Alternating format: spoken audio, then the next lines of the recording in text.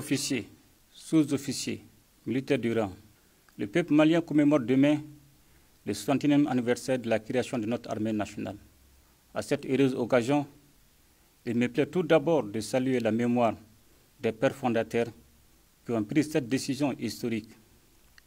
Et je voudrais nommer le président Modibo Keïta et ses illustres compagnons civils et militaires, officiers, sous-officiers, militaires du rang. La commémoration de l'anniversaire de notre armée nationale intervient à un moment critique de l'histoire de notre pays. En effet, depuis une dizaine d'années, nous faisons face à une guerre qui nous a été imposée par des groupes terroristes ayant décidé de semer la désolation dans nos contrées, empêchant nos paisibles citoyens de vaquer librement à leur activité. Cette année, le contexte a pris un caractère particulier en raison des récents événements dans l'espace de la sous-région ouest africaine. Contrairement à l'objectif recherché par certains à travers ces événements, les Maliens ont su se surpasser dans un vaste élan de communion autour de ce que nous avons de plus cher, notre patrie. En tout état de cause, l'armée est entièrement solidaire du peuple malien dont elle est partie intégrante. De sa création à nos jours, elle a été de tous les combats que notre peuple a menés pour son épanouissement et son développement économique et social. Elle est et demeure une composante stratégique fondamentale de l'État et de la nation. Voilà pourquoi la célébration de la fête du 20 janvier représente à mes yeux un moment de méditation sur le parcours glorieux de notre vaillante armée, dont la bravoure, l'engagement et la solidarité dans l'épreuve doivent servir de repère pour les citoyens. Loin de leur foyer sur des terrains parfois hostiles face à des adversaires qui ne reculent devant aucune atrocité et qui ne respectent aucune règle ou norme d'une guerre conventionnelle. Nos forces armées se battent au quotidien avec une foi, une ardeur, un courage et un dévouement qui force l'admiration et impose le respect de tous. Officiers, sous-officiers, militaires du rang. Les exercices nationaux de la refondation qui viennent de prendre fin il y a quelques semaines ont été le baromètre de l'engagement du peuple malien à prendre son destin en main. Elles ont démontré que le peuple malien avait un grand souci de sa défense et de son armée qui ont été un sujet majeur de discussion. En effet, l'armée républicaine du Mali est actuellement engagée sur plusieurs fronts, qu'il s'agisse de la défense de l'intégrité du territoire, de la protection des personnes et de leurs biens, ou de la participation aux actions de développement du pays. L'armée a toujours répondu à l'appel de la mère patrie. D'où la nécessité de renforcer sans relâche ses capacités opérationnelles et d'améliorer les conditions de vie des soldats qui ont décidé de défendre le pays au prix de leur vie. C'est dans cette optique que le gouvernement de la transition, malgré la situation économique difficile du moment, est en train de consentir de gros efforts pour hisser notre armée à la hauteur de nos ambitions. Officiers, sous-officiers militaires du rang. Cette fête du 20 janvier nous offre aussi l'occasion de saluer à juste titre le dynamisme de notre politique de coopération militaire qui a contribué à l'amélioration des capacités opérationnelles des forces armées maliennes.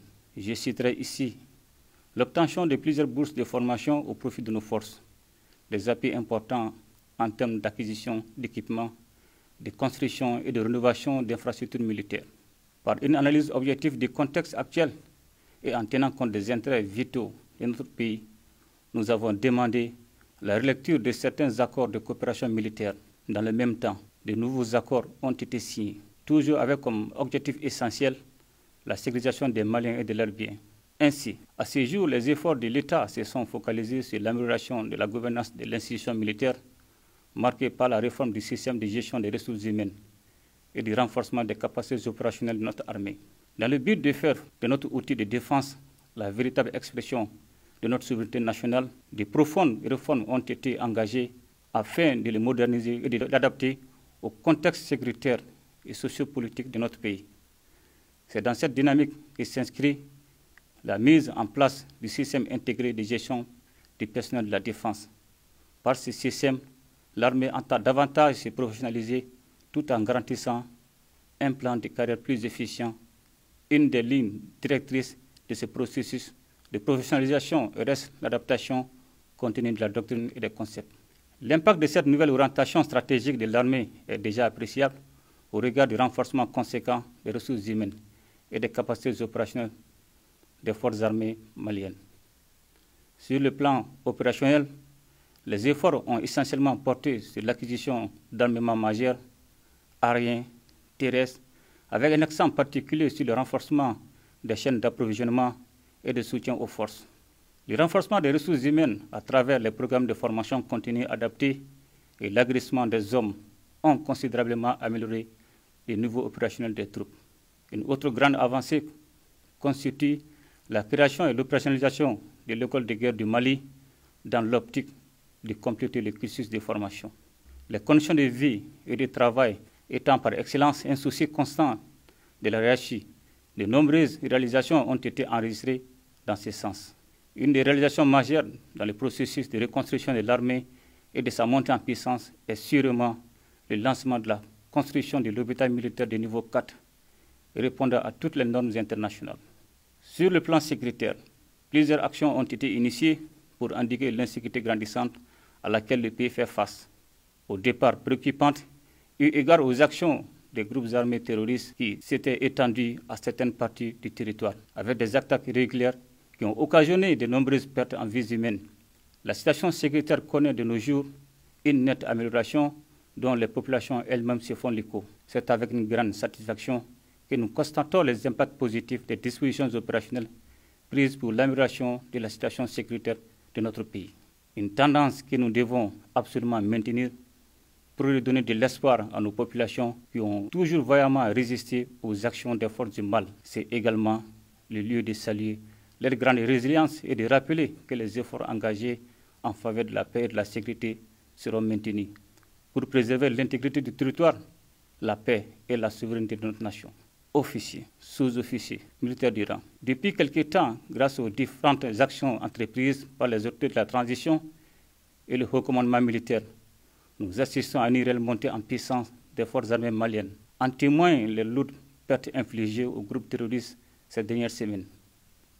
Ces résultats probants revigorent non seulement les troupes, mais maintiennent la cohésion, la confiance et la détermination en leur sein dans leur marche vers la victoire finale sur le terrorisme et l'extrémisme violent. Officiers, sous-officiers, militaires du rang. En ce moment précis, des soldats de l'armée malienne se battent avec détermination et abnégation sur les différents fronts ouverts par les ennemis. Au nom de la nation reconnaissante, nous nous inclinons devant la mémoire de ceux qui sont tombés sur le champ d'honneur, civils et militaires, du Mali comme d'ailleurs. Soyez rassurés que le peuple malien n'oubliera jamais leur sacrifice. Le terrorisme est un phénomène transnational qui endeuille tous les peuples de la sous-région et du monde. C'est pourquoi l'heure n'est plus à la division de nos États, mais plutôt à l'union sacrée contre ce fléau.